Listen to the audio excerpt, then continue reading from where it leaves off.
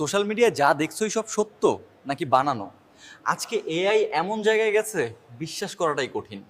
কারণ এআই এখন শুধু টেক না, এটা পড়াশোনা, কাজ, কন্টেন্ট সবখানে ঢুকে গেছে।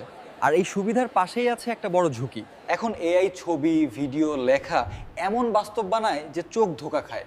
একবার দেখে মনে হয় এটাই সত্য, কিন্তু আসলে একটু এডিট, একটু এআই, কণ্ঠ বদলানো, মুখ বদলানো সব পসিবল। এটা যে কেউ ভালোর জন্যও করতে পারে, আবার খারাপের জন্য। কারো নাম জুড়ে ভুয়া ভিডিও বানিয়ে মানুষকে ভুল বোঝানো যায়, অপমান করা যায়।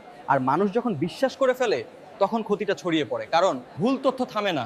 একটা শেয়ার আর একটা ফরওয়ার্ড, সেকেন্ডে 1000 জন, তখন সত্যটা পেছনে পড়ে যায়। ফলে মানুষ বিভ্রান্ত হয়, কে ঠিক কে ভুল বোঝা কঠিন।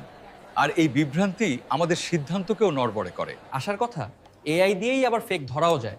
কিন্তু সবচেয়ে জরুরি হলো অভ্যাস। সোর্স, ডেট, কনটেক্সট মিলিয়ে দেখা। কারণ সত্য মিথ্যার যুদ্ধ এখন আমাদেরই হাতেই। প্রশ্ন একটাই, এআই যুগে আমরা কি সত্য যাচাই করতে প্রস্তুত?